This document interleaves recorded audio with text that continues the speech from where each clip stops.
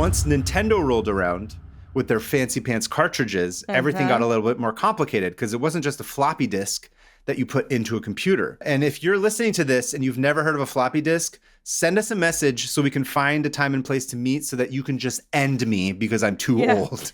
Put me in the ground.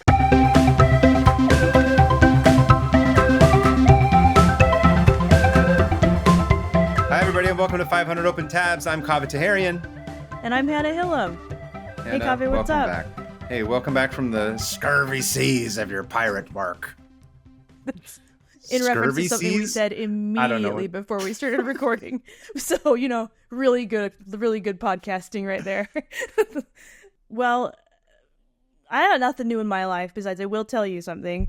What's that? I hit a new parenting milestone today. Okay, what's that? And that is I couldn't find a brush, and so I brushed and did my hair with a Barbie brush. Oh, yeah, extra fancy. The only brush I could find. It didn't work. You know what? You look good enough to me for this podcast. Nice one. Yeah. Yep. I just brushed this part because I was like, it's all what people are gonna see. You know what? And so the effort really shows. Thank you. I got ready for this.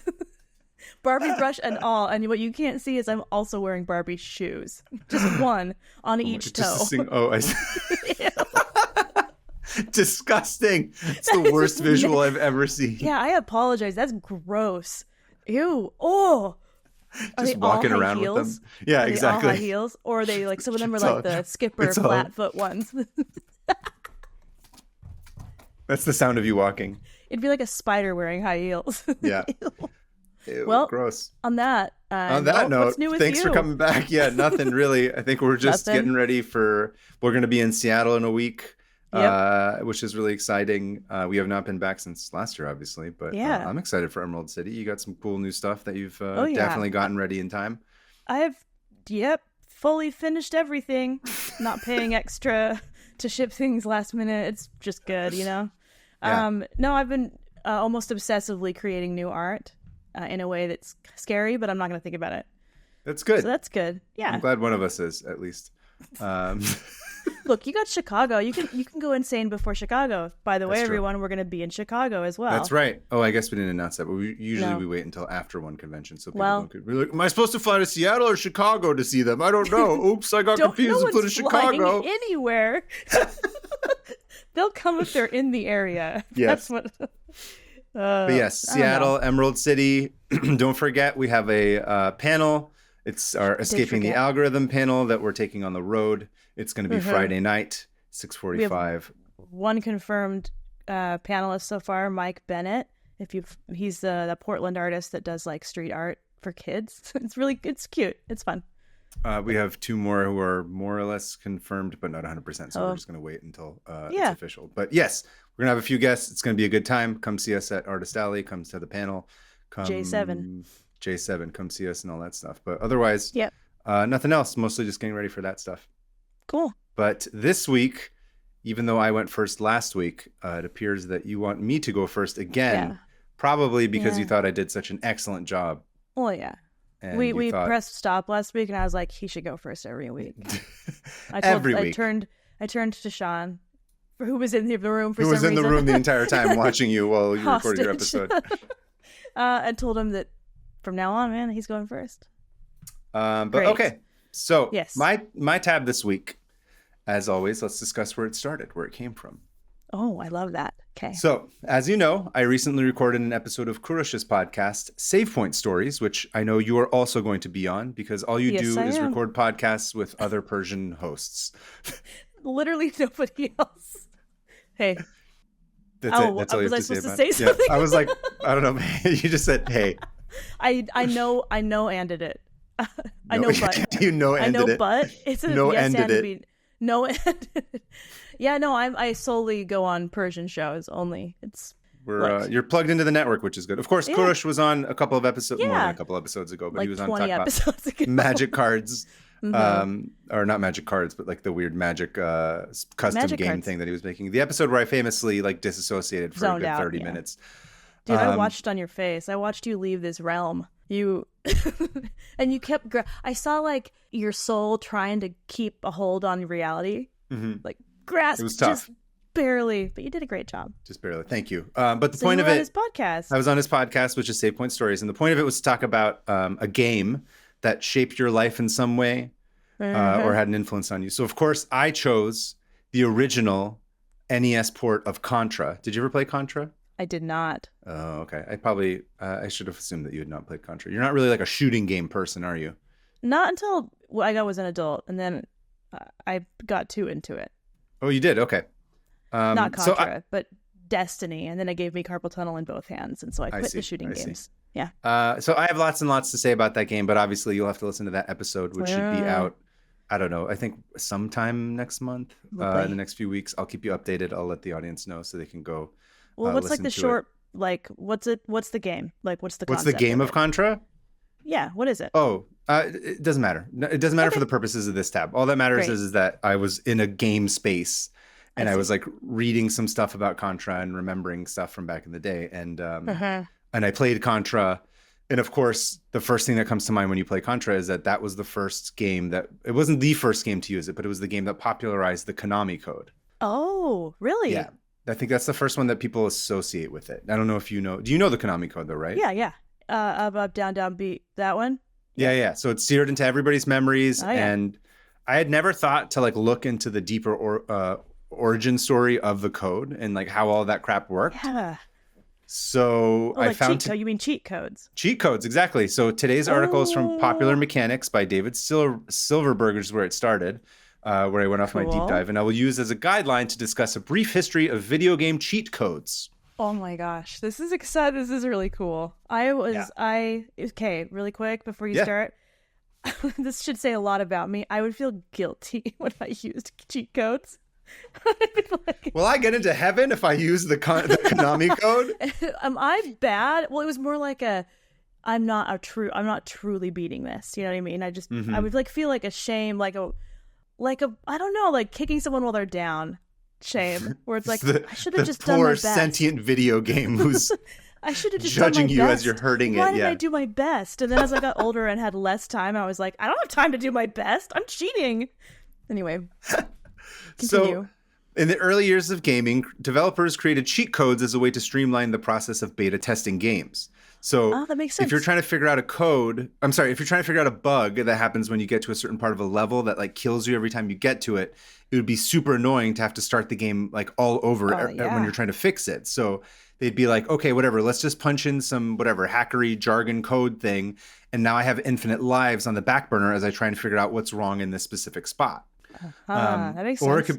Or it could be something as simple as the boss coming up to you and saying like, hey, Billy Bob. There he is. Bob. He's in a game now. He's entered a video game. No, he's the coder, right? He's the developer. Wow, he's finally got a stable Silicon Valley job. Exactly. After being a cheesemonger in New Jersey and then also an immortal assassin? Was that what he was? I don't remember. All kinds of things, yeah. So the boss goes up to you. I want someone to string out the lore of Billy Bob into like one giant timeline. He's old. Yeah. He was like at Peter Stump's execution, I'm pretty sure. Anyway. So the boss comes up to Billy Bob and he's like, hey, Billy Bob, listen, Shigeru is on one of his like stupid smoking walks again and he can't be disturbed. So you're on debugging duty for level 6. So Billy Bob sighs and he thinks about unaliving himself, but decides it's too much work. So he'll just write a little line of code that lets him skip ahead to level 6 and then he gets to work. I like how those were the options. I'm either going to die by my own hand or I'll write a few lines of code. This is our struggle every day. That might be how programmers just live every day anyway. Like, is today the day? Yeah, just which one makes more sense? Code or die? Exactly. I should ask my husband. He does that. See what he does. So depending on what he's a hobby hostage in the room. He's crouched in the corner. He's crying. He's weeping. Yeah. He's not in the cage. He won't get out until he's done programming. Finish programming whatever it is you're doing, okay? Money machine. Making money for the podcast machine. For Contra. Make Billy Bob a cheesemonger. Anyway. He throws wheels of cheese at people. Anyway. So Skyrim. Depending on what the programmer needed, a cheat code would allow them to experiment and play with the AI without interruptions or restarts. And I would Oh. argue that for them, it wasn't necessarily like a cheat code per se, because their goal was not to beat the game, but to finish making it. The shortcut is more like a Yeah, it's like a shortcut for doing work rather than a cheat. So Brr. I don't know, but like They tomato, wrap them potato, in? as they say, it's all kind of the same. Tomatoes and potatoes. Yeah.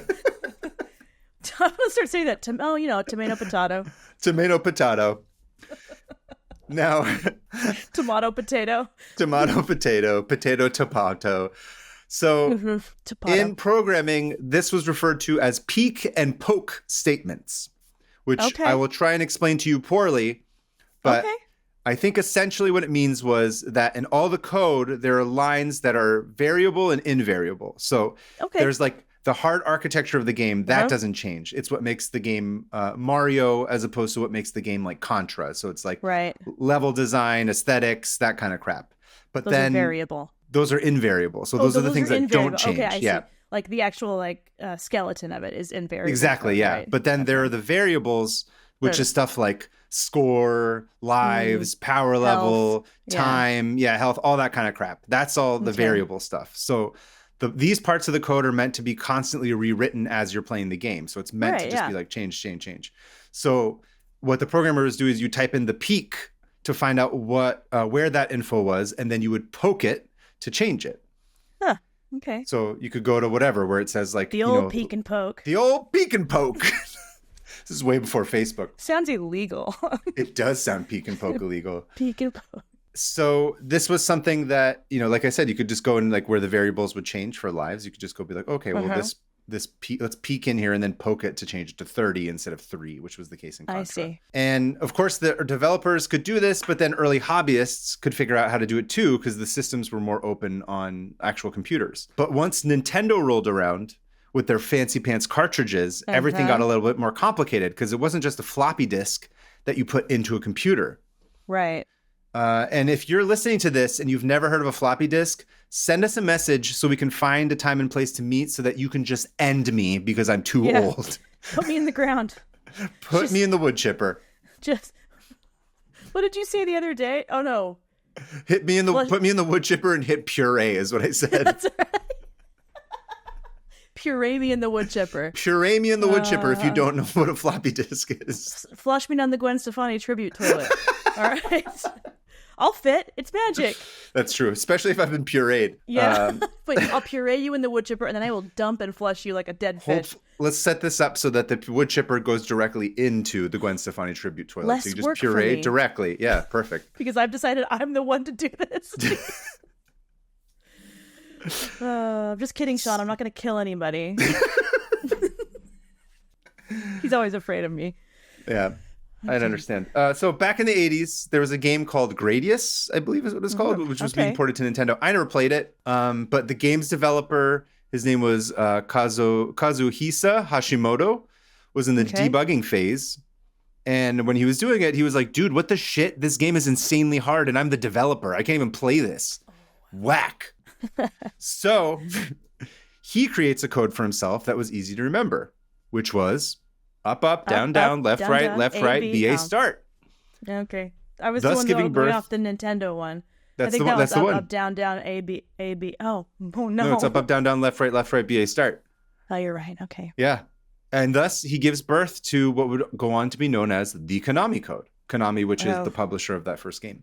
Right. So some games at that time had let codes either get published into the final games because they just forgot to take it out.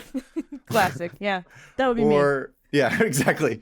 Or it's like a fun little secret that like, you could just like tell a couple people, and then another person would tell another person, and eventually people started to catch on to them. Then people really became obsessed with it, understandably so, very quickly, because it's a lot of fun. Yeah. So Gradius comes out, and the game itself, it doesn't do that well, but the code became well known enough that Konami decided to run with it and made it a signature for their games. Most famously, Contra, that gave you 30 lives. Oh. As opposed to what? Oh, 3? 3. So from 3 to 30 lives. That's absurd. 10 times the amount of lives. Here, I'm going to send you. So you probably don't, again, so you said you never played it, or you just didn't play it that much? I recognize this game. Yeah. Oh, okay, yeah. I think I've messed around with it at an arcade. And if Yes, you it was also an arcade game that have ported never into been to it, an yeah. arcade, like Kaveh said, come and find me and put me in the ground. But yeah, like at an arcade, I would like watch people play 1988. That is as old as me. Yep. So the way that the load screen worked is when you would turn on, it would come from right going to the left. That image would until it would stop. So it'd go dun dun dun dun dun dun. So before it reached its final stage, like a final state in the center of the screen, that's when you would have to put in the code. Oh. So you have to be all fast, and then you would hit whatever, 1 player, 2 player, and then it would go to the next screen and it would tell you if you got 30 lives. So if you didn't do it fast enough, you just keep hitting reset and putting in the code until you could get it. Okay. So anyway, that's the first one that really makes the Konami code popular. And from there, it takes off and it's used in a bunch of games, but not always to the same effect. For example, in Teenage Mutant Ninja Turtles 3, the Manhattan Project, you get, I guess, a stage select option and not 30 lives. Manhattan Project. Yeah. All right. Okay. Just a world-changing event. Yeah. Just in a Ninja Turtle game. It's no big deal. Yeah, it's no big deal. It's in a bunch of games. They still put it as Easter eggs now, even whatever, 35 years later. Yeah. Banjo-Kazooie. Did you ever play Banjo-Kazooie? I did play Banjo-Kazooie. I mean, not like consistently. I had played it, but it wasn't like a game that I owned and played ever. That was like our game at home. I mean, besides like the regular Mario Kart and Smash Brothers, we had an N64 because I'm not as old as you. I didn't fight in the wars. Yeah, I know. You're not or ancient. whatever, however old you are. I'm just kidding. You're only 5 years older than me. It's not that big of a deal. But we had Banjo-Kazooie. My brother was obsessed with it. And there was this one part I remember using it. We couldn't get past this level. We had to use it every single time. Yeah. Good times. And then the guild came in and you're like, I should just try harder. I don't know if it would be. It's more like, yeah, it's guild. Listen, you're going to hell. When you get to the gates of heaven, they're going to look at your list of stuff that you did do or didn't do. Look, where I come from, we don't believe in hell. We just believe in a less good heaven, all right? Less good I'm heaven. going to the worst heaven there is, which is still pretty dope.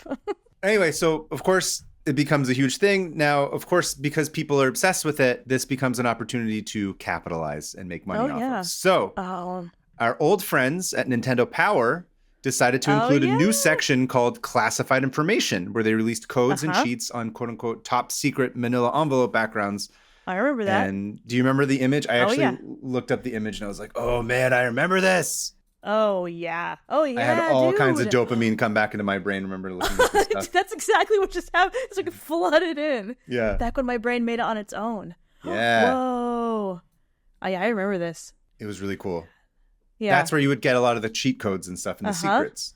Which, again, if you guys remember, if you have not been listening to the show for a while, I did an episode last season about the Nintendo Power Hotline. So I glossed over some of the Nintendo stuff, but this is sort of an extension of that. So Nintendo Power Editor-in-Chief Gail Tilden said, quote, certain editors were responsible for contacting licensees and digging out information such as codes.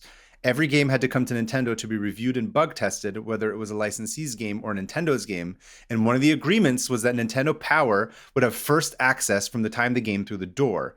If there were going to be codes and secret unlocks, the developers had to provide that when the game was submitted for approval. Okay, so there couldn't be anything, you couldn't slip anything extremely secret in there. Well, not only that, but Nintendo basically had a market on it, just being like, if you're going to... I see. Remember, the seal of approval for Nintendo was a big deal because of what would happen in the early 80s, where like everybody was a developer was making games and they were all dog shit, which is what led to the entire collapse of the industry.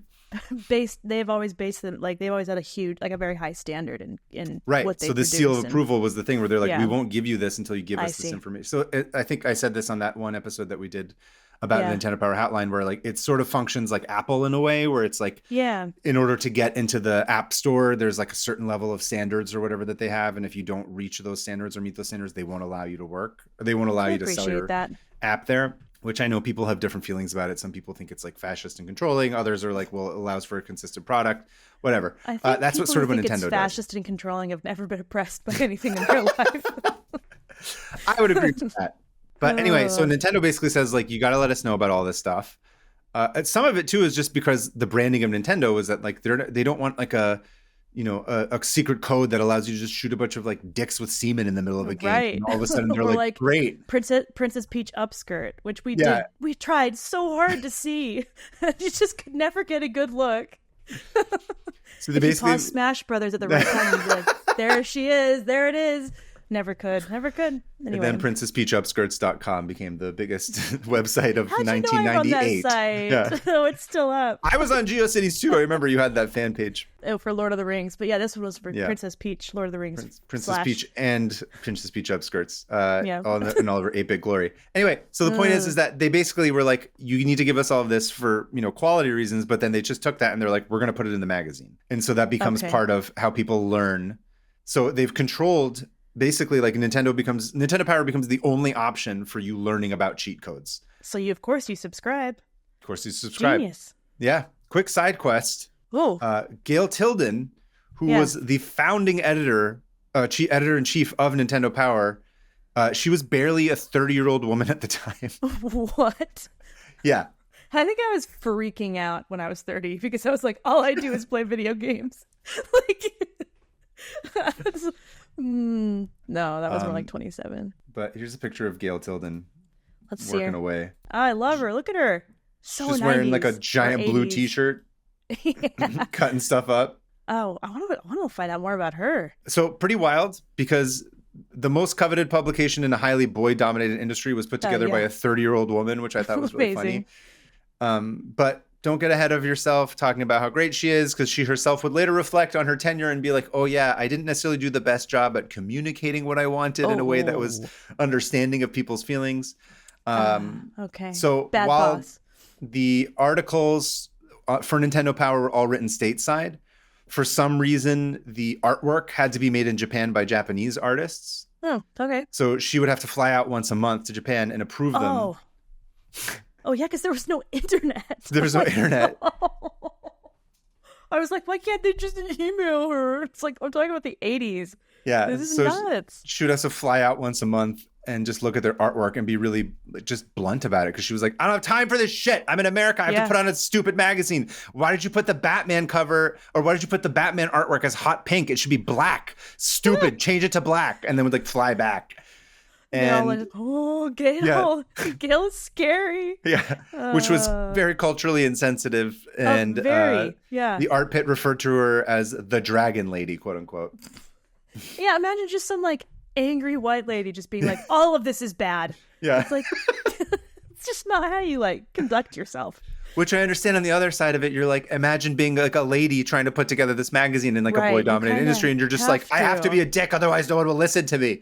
Man, you got to be mean, or else people won't. Well, but just the right amount of mean, but not too mean. Because if you're too mean, then you're a bitch. But you have to be nice. But you have to be mean. But you have to be nice and blah blah. I understand. Literally every single thing will fail. You'll fail no matter what.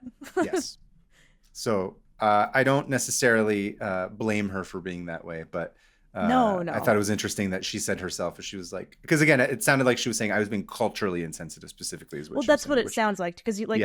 There's just a gigantic like the business culture and like the office culture is so different. It's way more casual here, even back then. Yeah. And even now, especially like, even Japan, more back then. It's very hierarchical there. You can't just walk in and tell everyone they suck. Yeah, exactly. It's just rude. Anyway. So codes are fun. Kids love talking to each other in person and sharing their Nintendo's power. But out of nowhere, this thing called the Game Genie hits the market, which I personally never owned because I thought it was dumb. I thought the Game Genie was stupid. I'm trying to remember if we had. I don't think we ever owned a Game Genie. It was a magazine, right? No, Game Genie. No. Here, I'm gonna send you a picture never mind. See, I don't know what it is. Let's see. What is Game Genie was that like weird abomination that you would. So basically, it functioned like another cartridge, and then you stuck the game cartridge into that cartridge. Yeah. See, I'm not into this. Yeah. This feels like. You're taking all the fun out of cheating. It's hideous. That's exactly what I have. So it's like, it's fun to have a cheat code here or there, especially because there's this level of like, especially at that time, I thought it was like, it's really fun because you're like, oh, I know this person, or like this guy had this information, or like this person's older brother or whatever. But Game Genie sort of takes all the fun out of it, and it just works like, it's basically like an interceptor between the cartridge and the system. And I think it makes a mockery of the games. It's not fun. You didn't earn it. You didn't discover it. You didn't share it with anyone you knew. That's the other thing with codes. It was democratized. Yeah, it's like with the code, everybody could use it, right? But you had to pay. It was like paywalling the code. The cheat, which I didn't really like. But whatever. Everyone, come at me. I know people. Rich kids, I don't care. That's the thing. I was gonna say there was a kid in my neighborhood that I know I could like name kids who I knew would have loved this back in the day, and I just know it. Yeah. And it was the rich kid next door. Yeah. Eventually, Nintendo got annoyed too, and they tried to sue Galoob, who was the manufacturer. Nintendo. Galoob? Galoob. Galoob. Galoob. I remember Galoob. I did again, ancient, but yeah. Nintendo argued that Galoob's device modified their games, creating quote unquote derivative works, and thus infringed the copyright of game makers. If the Game Genie were indeed creating derivative works every time it ran, then those works would either be illegal or at the very least require some sort of licensing structure by which Galoob would compensate the game maker for them. Yeah, that's not gonna happen. So what's funny is that the marketing of the Game Genie calls it, so look at the picture I just sent you, right? Yeah. What does it say up in the top right? It says video game enhancer. Enhancer, Game right? Genie. Yeah. So this ended up being a stroke of luck. It's literally on the device itself. And as such, they were able to beat the case, claiming that no independent work is created by the Game Genie. And the Ninth Circuit Court made a distinction between products that enhance, quote unquote, copyrighted works and products that replace copyrighted works. And in this case, the Game Genie enhances the Nintendo game, but it does not replace the game because the Game Genie by itself cannot produce an audiovisual display. This just still feels gross. Ugh. It's weird. I don't know. They're like, we give you the boner pills that will give you a boner, but we don't give you a new wiener. I was about to make that joke. Male enhancement. Male video game enhancement or something. Yes. I don't know. Look, if it doesn't show me under Peach's skirt, I'm not buying the Game Genie. All right. As a confused 13-year-old, that's all I wanted. Yeah. Anyway, so speaking of getting official courts and whatnot involved, the most important code of the 90s came along shortly after. Okay. Which was the infamous blood code for the original Mortal Kombat. Oh, I don't know this. You don't know about this? No. Oh. The closest I've ever come to Mortal Kombat is playing the theme song for Marching Band. It is taking all of my power to not walk away from this podcast right now. Please, look, I need to give some backup. I need to no, come back. I need to explain myself. Come back. It was for a grade, okay? I was the only saxophonist who could play that one part. All right? Look, my band teacher was like, no one would ever do marching band unless I actually made it fun. And so he did a video game theme, and we were all like, fine. Please be my friend still. Just be lucky that I can't push my hand through the camera and just dunk you into a toilet, even though it's not something I've ever done. But I feel a strong desire to do it. Into the Gwen Stefani tribute toilet. Yeah, into the Gwen Stefani tribute toilet. As me, the cool jock, talking about video game cheat codes. Yeah, what did you do in high? I mean, I guess you did play sports in high school, but not well.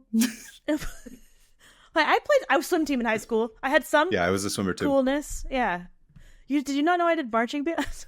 I did know. Yes, you have mentioned it. I just can't believe that. Like, wait, was it didn't? That was the. Yeah, that's really funny. And I was the loudest saxophone player in the school, and so I could do those alone. Anyway, it doesn't matter. Please move on. Walk away. Okay, so the blood code allowed players of the Sega Genesis version to do awesome fatalities and like rip players' heads off with the spine still attached.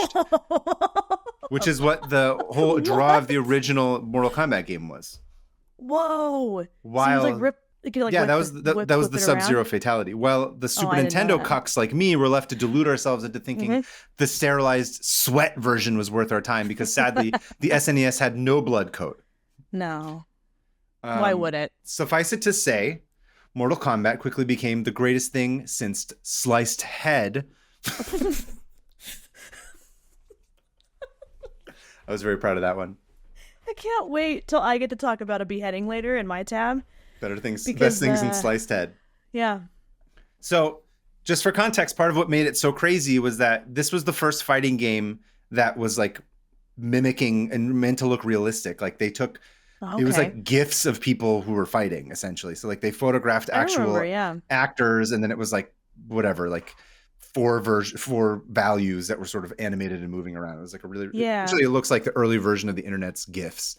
Yeah, I remember watching people play it. I can picture the movements. Yeah. You know what I mean? There's a very distinct way that they move that other video games did not have. Anyway.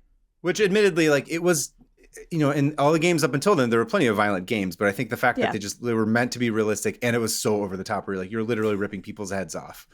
And there's just blood spraying everywhere. Just gratuitous. It was gratuitous. I mean, I thought it was fantastic, but personally, that's how I felt about it. But doesn't matter. Children everywhere were thrilled and they were happy. But if there's one person who doesn't like to see kids happy, it was the coward Joe Lieberman. Remember that guy? Oh, vaguely. Wait, remind me. I'll get into it. So for those of you who don't know, hate this America used to be the paragon of nonviolence. It was the pinnacle. Yeah, founded on that, famously. Beating the Nazis and Japanese Imperial Army with our words. Mm-hmm. Giving the Vietnamese nothing more than high fives when we were over there. And televising the entirety of the Gulf War on cable television. America, it was called the United States of Pacifist America. Never show a boob. Never show a boob or violence. And everything was calm and normal and relaxed and understated until Mortal Kombat came along. I remember who Joe Lieberman is now. Yep. Suddenly, Joey Jojo Jr. Shabadoo Lieberman was worried about the kids. Turning off the Gulf War to start playing Mortal Kombat. Yeah. So in December 1993, members of the combined United States Senate Committees on Governmental Affairs and the Judiciary held congressional hearings to get to the bottom of this violence in video games business. Led by Senator Lieberman, who would go on to give his full-throated support for the illegal occupation of Iraq, which led to the deaths of thousands of innocent kids, and voted against Medicare in this country. He felt he was the right person to lead an investigation on the impact of Goro on our shining city on a hill. Which you don't remember Goro. He's the four-armed guy with the ponytail. I don't, but I do know that shining city on the hill was built by slave labor. So, Yeah. But thankfully, despite Joe's best efforts, we used to have something in this country called the First Amendment. So what? No. Everyone rallied around the idea of a content rating system, eventually leading to the formation of the ESRB. Yep. Okay. So did I give you? Actually, I should send you a little shot of this too. So this is Sub-Zero holding the head of Sonya with her spine hanging. No way. Joe Lieberman saw this and thought that's not awesome, and I'm like, pfft. By the way, this is the screen in Mortal Kombat where you would punch in the code. So you should read it. It's very tongue in cheek. The word code has many different definitions. The Shaolin martial arts tournament is governed by a system of rules of conduct, an ethical code. The combatants respect each other as warriors, no matter what degree of hatred they have for one another. A code of honor. Another type of code could be defined as an arbitrary system of symbols or letters for transmitting messages. A secret code. Mortal Kombat adheres to many codes, but does it contain one? Yeah. That is really fun. That's cheeky, like you said. It reminds me of Homer talking to, I think he's talking to Apu or somebody who's like, I saw this movie that was about a bus that was speeding around town. And if it dropped its speed below 50 miles an hour, the speed would suddenly make it blow up. I can't remember the name of it, but I think it was called The Bus That Couldn't Slow Down. That's literally what this is, where it's like a code is a code. That's really funny. Anyway, so cheat codes reached their pinnacle with N64's GoldenEye, which, to be honest, I never really got into that much because it was after my parents' divorce and we were all sad and kind of poor. So apologies, I can't speak much to it. We didn't buy an N64. I played that one. Yeah. But my parents were weird about it. They were like, why not just play, Mario? And I'm like, yeah, but I want to shoot people. But the kid next door played it, and that's why I'd go over there and watch it. He would never let me play it. It's like, okay, fine. But that game is solid. I love that game. I really love that game. I definitely played it at people's houses. Yeah. I didn't own it, and I didn't have an N64, so I can't really speak to having gotten deep into it. So the game's designer, Martin Hollis, told Popular Mechanics, quote, "We designed a cheat system where, first of all, you had to earn the cheats, and second of all, once you were using a cheat, you could not use it to win progress or unlock further cheats.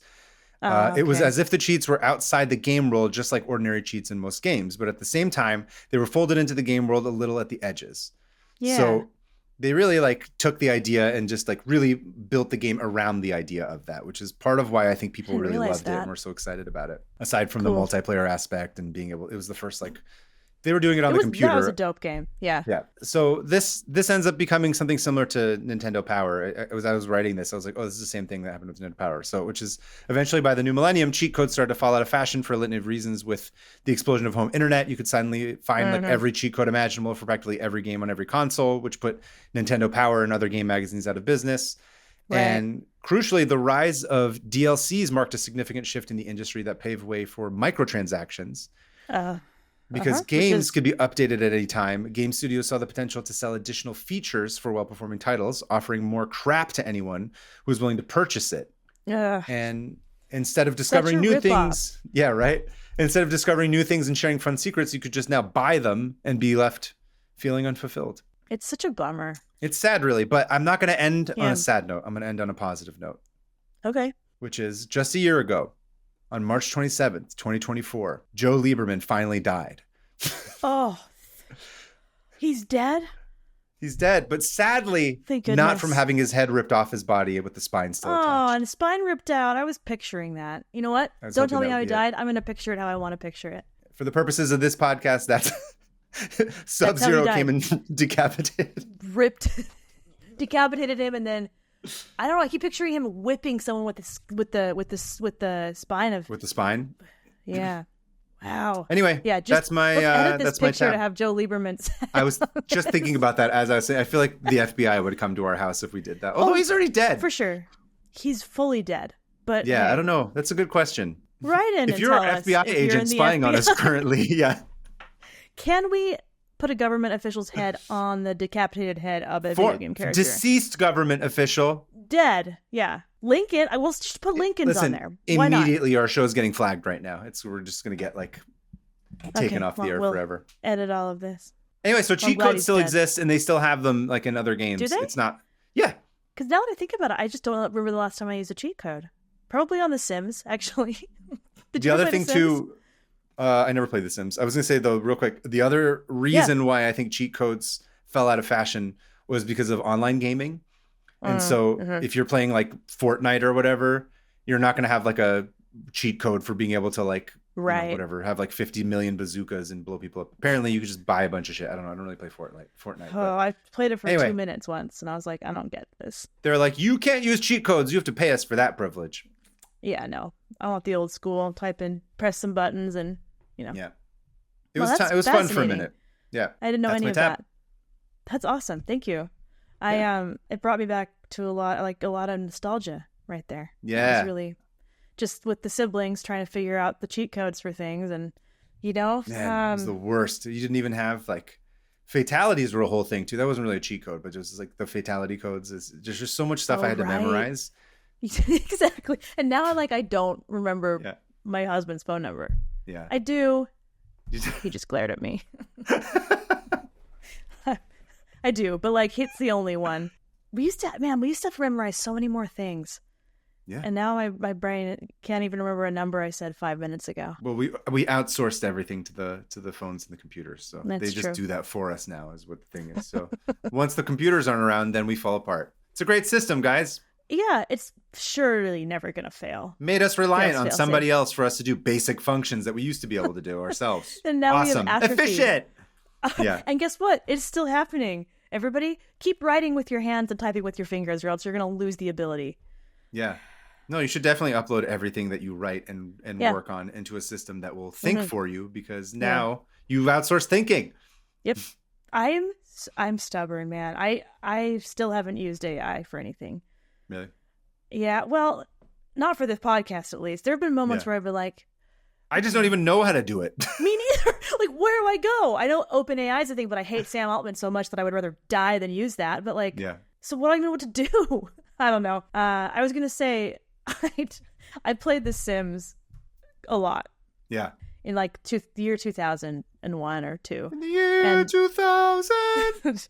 And it's just this, for me, it's just The Sims, and, you use the fatality code. Did you put in the blood code into Sims so you could rip off everyone's heads? I could kill my Sims, no problem.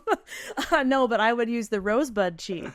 It was called the Rosebud cheat. Yeah, and I think it was based on the what's the Citizen Kane? Thank you.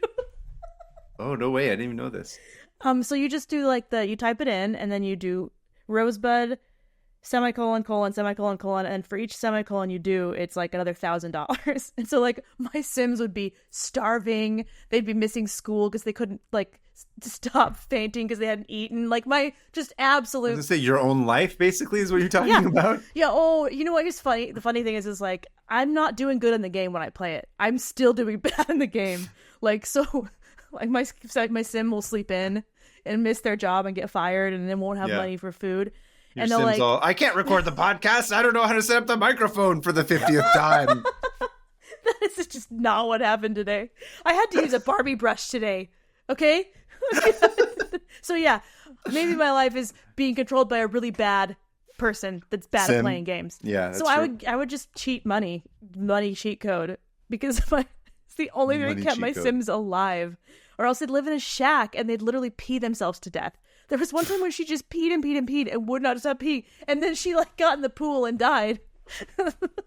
And then the Grim Reaper came and I made friends with the Grim Reaper and he let me live. But then her husband, dude, I had to bring him back with a potion. I have no idea if you're just making this up because I never played. Is this how the game works?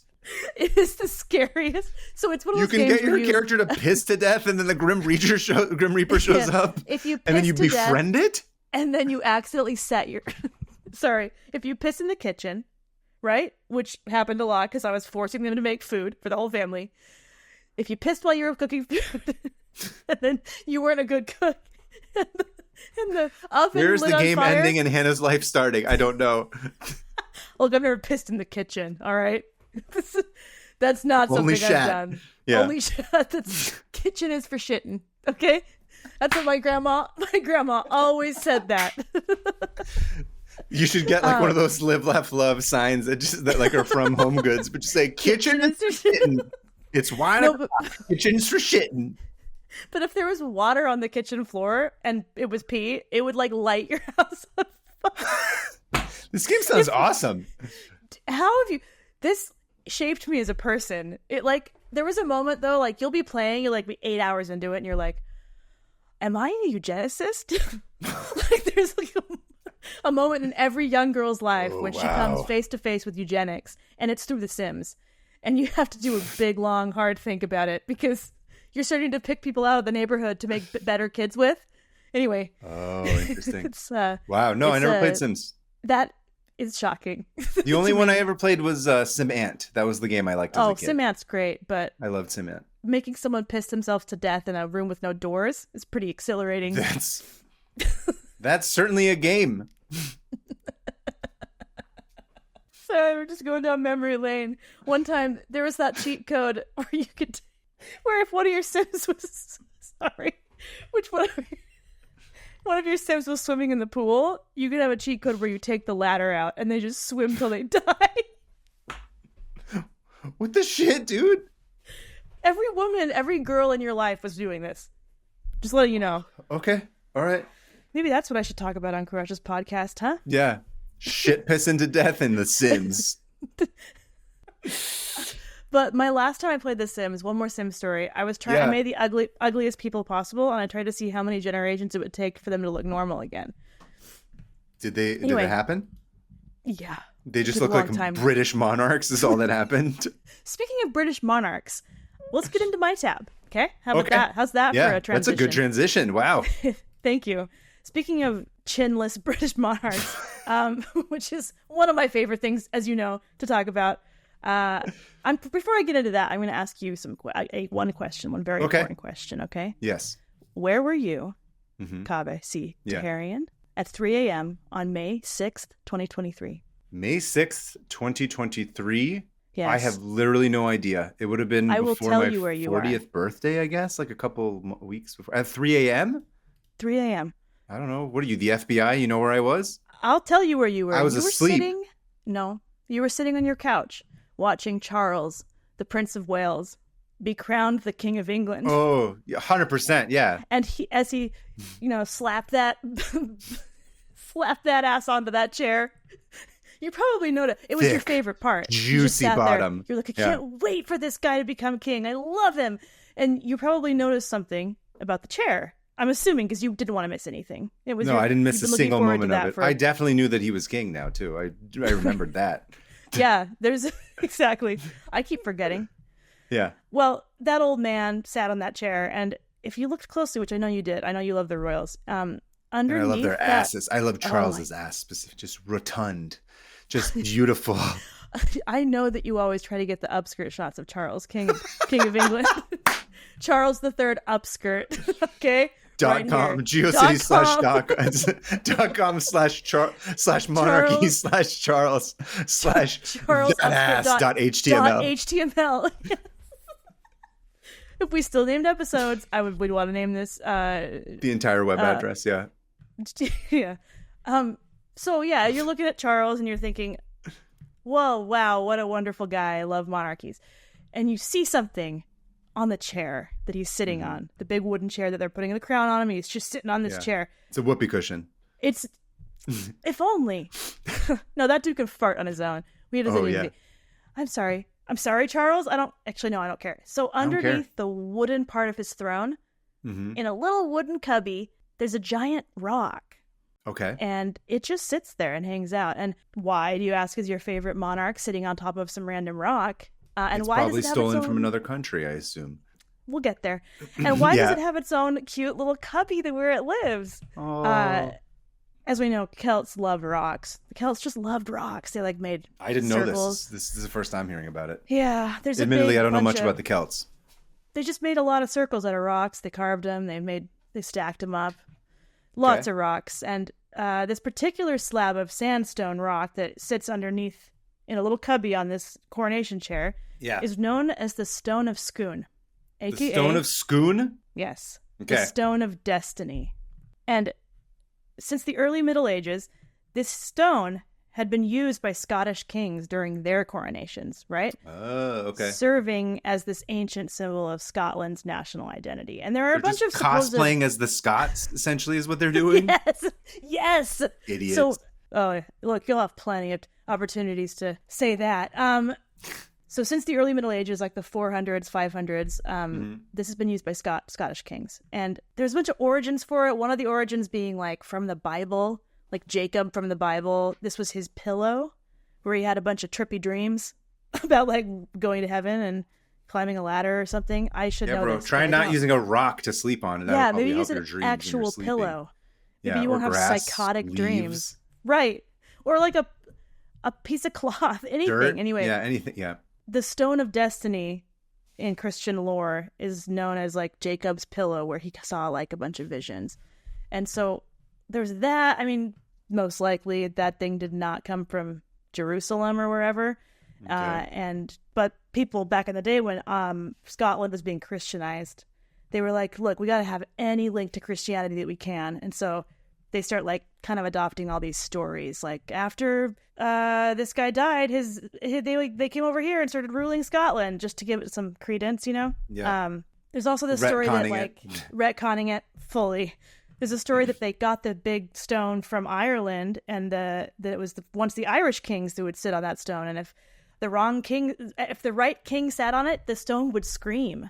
Just scream and scream. The screaming stone? Screaming magic stone. Yeah.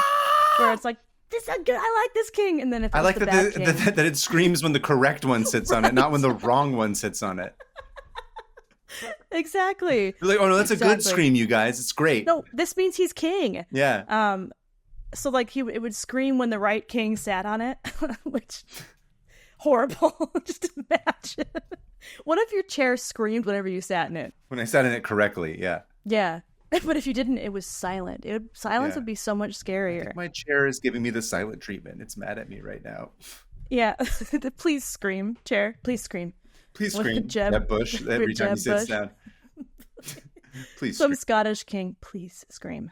Please scream. I need you to make me king. So the screaming stone, probably not that stone. It was a different stone that kind of got combined with this story. Here's the thing. Scientists did find that it was quarried from a local quarry, a sandstone quarry near the city of Scone, Scotland, which Scone was Scotland's old capital before Edinburgh. So you're probably wondering, why is Scotland's throne literally part of England's throne? Surely England wouldn't have stolen that, would they have? No, it's not in their nature. No. No, they definitely stole it. It's hardcore. So, like, so annoying. Of course. So, some history really quick. I'm going to try to do my best to make this fun because I know you probably want to, blow your brains out right now. Yeah. Because we're talking about your favorite people. The British. Yeah. Colonial worry, British. No, this is 1200. So, do you remember the episode I did of the heist in Westminster Abbey? Yeah. And Edward Longshanks was the king. Right. And he was I was thinking, like, actually, when you were saying this, I'm like, wasn't that when he was on his escapades? Oh, yeah. And this is when the stone gets stolen. So Edward the First, Edward Longshanks, Eddie Longlegs. Eddie Longs what I'm gonna call went to fight Australian Mel Gibson in Scotland. Yep. You took the words right out of my mouth. I Robert said the famously he would go up and kill Australian actor Mel Gibson. That was a turning point in my life when I realized he was not American. Go watch that episode. Click the link. I think he was. I think I remember. I made a correction. I think he was born in the States, but then grew up a big portion of his life in Australia. Fully Australian. I think he's got like dual citizenship, but I think he's born here. This is not important, actually. Cannot believe I'm back at this part. Well, I have to find out. Is Mel Gibson Australian? I already had that revelation. Oh, he's so scary. Oh, he's 70? Holy cow! Seriously? Yeah. Holy shit! I didn't realize he was that old. Oh, you're right. He was born in New York, and then. Yeah. He has Irish citizenship. This man is a series of contradictions. I'm very confused. Well, Edward the First. I want to call him Eddie Longlegs. No, Eddie Longlegs. Edward Longshanks, the Hammer of the Scots. He was always like wrecking everybody's fun and wanted to, That dude sucked. He sucked. He was the one who built all those castles around Wales to keep them in check, and then like. Yeah. Anyway, the problem with Scotland is that it's filled with Scots. I've never seen the movie. Yeah, it's from Braveheart. Yeah. Oh, wow. Who is this person that speaks to me? I need to watch it, I guess. Yeah, I can't remember who the actor is, but he's great in it. He's a total piece of shit. Really? He does a real good job of just being the guy that you're like, I want you to die. Who plays Edward? The problem with Scotland is that it's filled with Scots. Patrick Magoon? That's a crazy name. Oh yeah, he looks like a doofus. Oh yeah. It's great. That's a great Edward. Why I want to punch him in the face. Yeah. Anyway, sorry I derailed you. It's whatever. I don't care about anything. So the year is 1296, right? Okay. And if you remember from the Richard of Pudleycott episode where he steals all of Edward's like treasures from from Westminster with the monks, Abbey, right? All the drunk monks and him going and steal all that shit. Right. That was a fun episode. It was. That happened in 1303. So this is before that. And he's up on the border of Scotland. And he got super pissed at Scotland because he had helped. So earlier, Scotland's king had died with one heir, and it was a little girl that lived in Norway because she was part Norwegian. Anyway, this chick dies, sadly.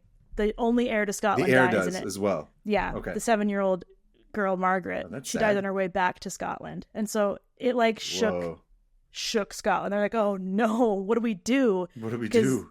They were going to marry her off to one of Edward's son, so he could like have a link to Scotland. And he was like, oh, I'll help you find a new king. And he like was really good at law, and so he helped the Scots pick a new king, which feels really sketchy. Like, don't let the he was good at laws that he created, probably. Right. Well, no, they asked him. They were like, will you like moderate? I'm There's sure like 13 of us. I'm sure they asked him because they wanted him to do it. Yeah, because they were scared. Not because of fear of recourse, right? Well, at that point, Scotland hadn't been conquered by. Oh, it had not. Okay. No, the Romans never made it up there. The English had never really gotten past that. So they didn't quite know yet that this guy was a total piece of shit. They didn't quite know what he had his eye on, which was conquering. Well, they could tell he had already conquered Wales, so they could kind of see the writing on the wall. But I don't think they thought. I think they thought they could handle it diplomatically. I was gonna say also, I'm like, I wouldn't necessarily count that as a reason that they would not know, because so many people would just be like, happened to that guy because that guy is dumb, but not me. I'm a genius. I'm smart. We're the Scots. We're not the Welsh. Yeah, the arrogance of literally everybody throughout the entire history of the world being like, yeah, that happened. You did it to yourself. I'm smarter than you. Yeah. So he comes in. He's real good at law. So he's trying to pick up a new heir. He's good at law. And there's no heir left. There's no heir, and there's like 13 like claimants to the throne. And he helps this one kind of like guy. I don't really know much about him, John Balliol, and he was like a cousin, a distant cousin. John Anyway, Bowell. he becomes John Bowles. Man, that guy could really unload in the Gwen He was Stefani really tribute useful toilet. in The Sims. You should Not have the seen that kitchen. guy's kitchen. Yeah. No, not in the kitchen. The kitchen's for shitting. Come on. The kitchen is for shitting. My new slogan. So that's my new sign off. That was Longshanks' sign Yeah. off.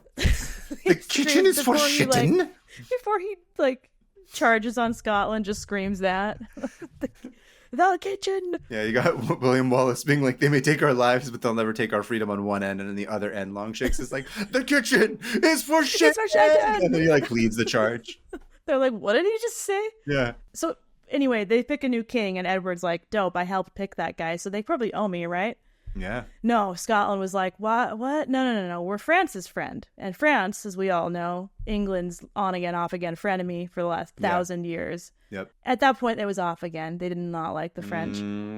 I know. And so Scotland and France, that was the beginning of their very long, friendship. They ended up helping each other in all their wars, married each other off to each other's kings or whatever. And this pissed Edward off, and he was like, I want Scotland. And so he, of course, decides, what does Edward do best? Just conquers. So 1296, he's at the border, and he invades Scotland, and the Battle of Dunbar happens, and he wins, and sets off what is known as the First War of Scottish Independence, eventually leading to Eddie Longlegs killing none other than the Australian actor Mel Gibson. Yeah. During this invasion, Edward and his troops were like, you know what would be really sick? If we stole their national symbol, which is their throne. And it's just over there in that abbey in Scone. And they're like, yeah, let's take it. Let's take their crown and rock, or whatever they wanted to call it. I don't know. Make it our special rock. And so everyone knows that I will now run Scotland. I run this place. And so they take the stone from the Abbey of Scone as a spoil of war and take it back to Westminster Abbey in London. And as a symbol, he's like, okay, they're not going to sit on it anymore. I am. And he's obsessed with this stone, right? He loves spoils of war because he's a total dweeb. And when he's back in London for one of the few seconds he spends there during his reign, he commissions a fancy wooden chair to be constructed for the stone. Because in Scotland, it had been sitting on top of other stones to make it look kind of like a little bench, like a tiny baby Stonehenge. Which kind of reminds me of Spinal Tap. Have you seen Spinal Tap? Yeah. Yeah. The little people of Stonehenge, a tiny, minuscule model of Stonehenge. But it looks kind of like that, but he just took the top of it. And so he's like, I'm going to make a really fancy chair for this stone that I just stole. And he commissions this dude, Walter, which that's all we know about him. Walt. His name was Walter. His name was just Walter. Walt. That's that guy Walt who lives down the street. He can make a good chair. Get Walt in here to make my special new stone. We all know a Walter in our homes or in our friend circles. Just a guy. Yeah. I can think of two people. I got two Walters in my life that I know. Just be that's the guy that you can go to if he needs a chair. Yeah. Oh yeah, my dad is a Walter. Yeah. If I need a chair, my dad will make me a chair. Yeah. Anyway, Walter was a really good carpenter or whatever, and Edward's like, I need a new fancy house for this new stone I stole. And speaking of, Scotland's just pissed. They're so annoyed. I mean, more than annoyed. And he makes this fancy wooden chair filled with inlays of glass and jewels, and you can still see this chair, by the way. They still sit in it. It's an 800-year-old chair. This is the coronation chair. It's the one that's in whatchamacallit, the King's Speech. Yep, so it's the chair. Here, I'm going to send you a picture of what the chair looks like. I was going to look it up, but if you could send it to me, that would be great. Yeah, I can send it to you. The coronation chair. So as you can see where the stone is sitting in it. So it's yes, they built it around the stone. Here's the picture of the stone, and it was out. This is Charles' coronation before they put the stone in. It's just a stone. Like a straight up brick. Yeah. It's just a big old rock. Yeah, but here's the thing: it had a little cage. You couldn't really get it. They built wood around it, so you couldn't get into the stone. Here it is. It was a cage because it was a wild piece of stone. They didn't want it to get out. They had to keep it. It's like your husband in the corner. Yeah, I think he went to sleep. The Stone of Destiny. Yeah. So, fancy stone is put in this wooden chair, and graffiti blamed on choir boys is what this picture. Oh yeah, by the way, the throne of England is covered in graffiti. That's really funny. Yeah, choir boys would just go carve their name in it. Hilarious. So disrespectful. Hopefully I love there's it. a bunch of dicks everywhere. Yeah. Oh, I'm sure. Dude, I told you I found like dick drawings on a castle in Wales. Yes. Like from the 1850s. Like, yeah, we're the same. Like Pompeian. Yeah. Yeah. Fast forward 100 years and this stone has just been chilling in this chair. And Scotland and England signed like a treaty. And Scotland's like, part of the treaty is you're going to give us our stone back. And not Edward, he's long dead. And England was like, sure, whatever, wink, wink, we'll give it back. And of course, they proceeded to not give it back. And tensions between the countries were so tense from then all through the medieval years. And we're literally coming to a literal head when Elizabeth I imprisoned and beheaded her cousin, Mary, Queen of Scots. And Scotland was like, come on, man, our queen? You just killed her. And not cool. Not cool. And that like set off a whole thing, and the tensions were soon smoothed over because Elizabeth died without having kids. And her beheaded cousin Mary, what did you say? Head slice? What did you say earlier? Greatest thing since sliced head. Yeah. The greatest thing since sliced head. That would have been the Mary's episode head. title as well. Would have been Yep. greatest thing since sliced head, because it happens in both. And I know, look, stay with me, okay? So yeah, I'm here. Elizabeth died without an heir, and her beheaded cousin Mary's son, James I of Scotland, became James I of England. And it was the first time a Scottish king sat on the English throne. Famously had a head, unlike his mother. Famously gave head. He had a husband. Did you know that? Dude. I don't know anything about these people. James was openly gay. Like, that's cool. Yeah, he also was the guy who did the King James Bible. Oh, okay. And, I don't think I knew that.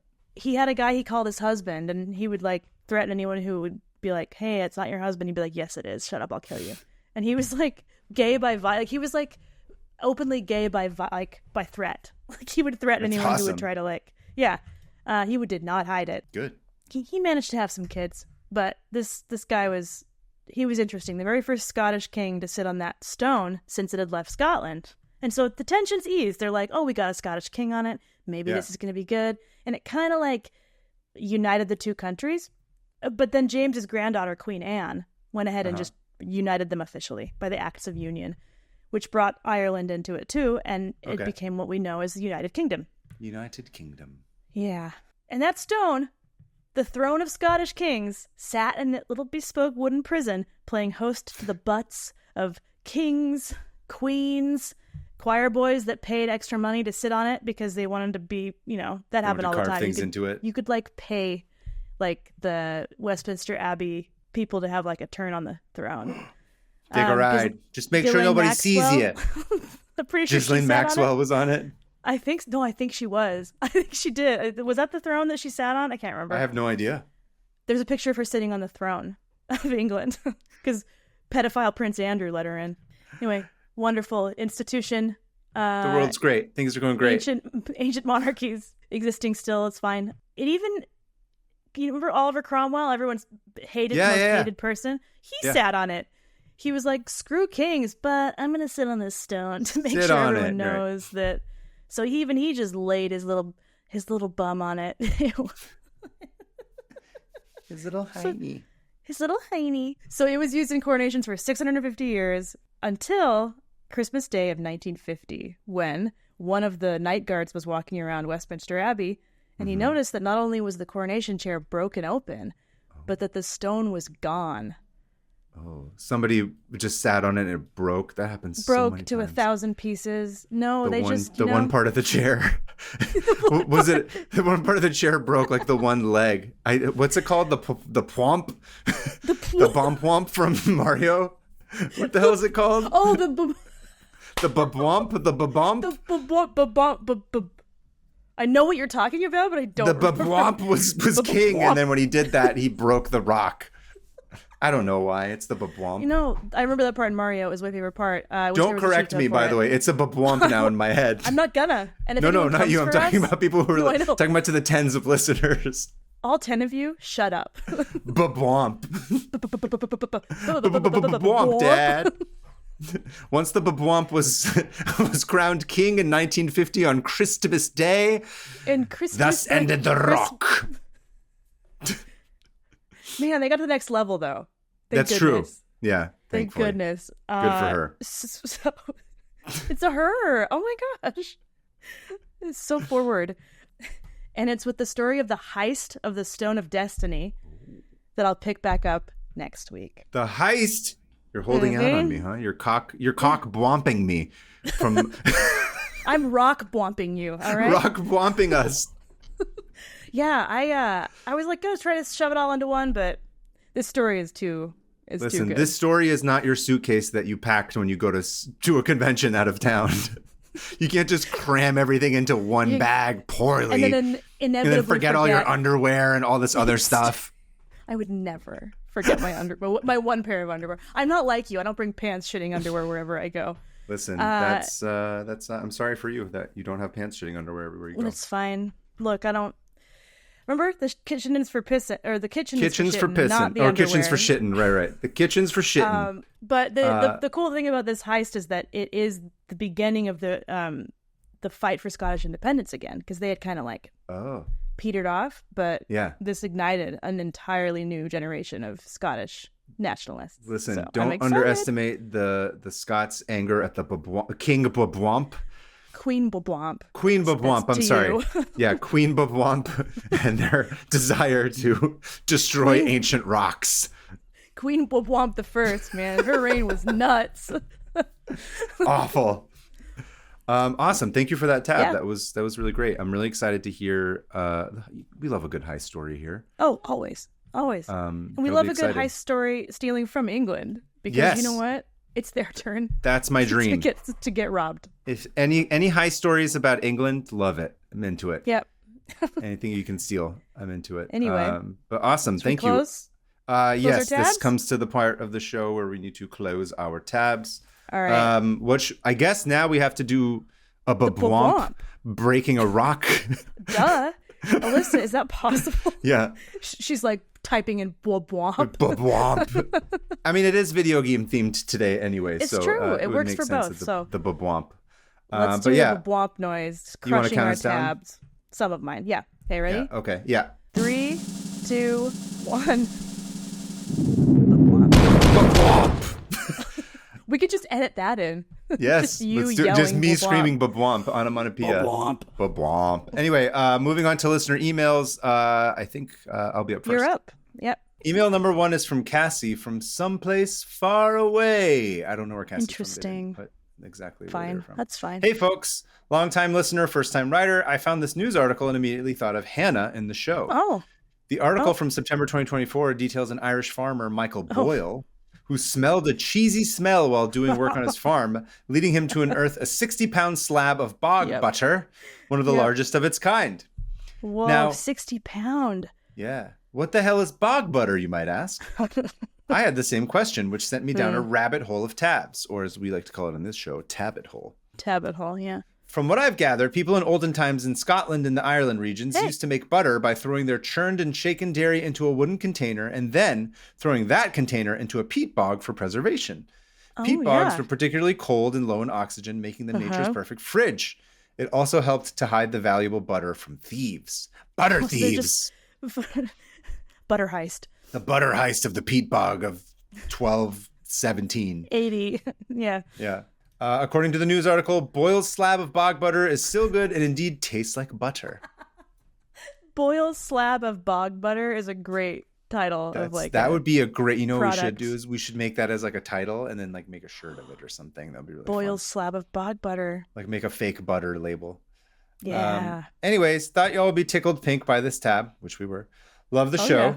I've learned many new things and am now a ride or die Nikola Horse Daddy Jokic fan. Thanks to y'all. Much love, Cassie. Thank you, Cassie. I love that we've brought so many people. You've brought so many people into the Nikola Jokic fandom. Yeah, baby. He's killing it this season too. MVP, everything. Is he? Oh yeah, he's doing great. Yeah. This is from Casey from Colorado, and funnily enough, it's also about Scotland and Ireland. And so we got a Cassie and a Casey. Yes, Cassie and Casey. So email, that's what I'm saying, just to delineate. Keep it Casey. Keep it Cassie. Email number 2, yeah. Email number 2 is from Casey from Colorado. Dear Kaveh and Hannah, I hope all is well as can be with the both of you. I can't get too much into it. By the way, Casey's in the Discord, so she knows our daily gripes and issues. Join the Discord where you get to hear such Discord. great things as us complaining and the Gwen Stefani tribute toilet. Yeah, or you can vote on which train you want to touch tips with. Although that did end. And it was a tie. So, lots of people... Okay, I can't get too much into it because it could be a whole 2-hour episode on its own. But basically, lots of people celebrate a holiday around the first few days of February, as it's halfway between the start of winter and the start of spring. You have things like Candlemas, Imbolc, Badger Day, etc., which were all traditions brought to North America as the area was colonized. The Celtic, Scottish, Irish, and Manx tradition of Imbolc, I'm going to correct, it's not Celtic, it's just Gaelic, because Celtic is, anyway, Wales too, but that's different than Gaelic, doesn't matter.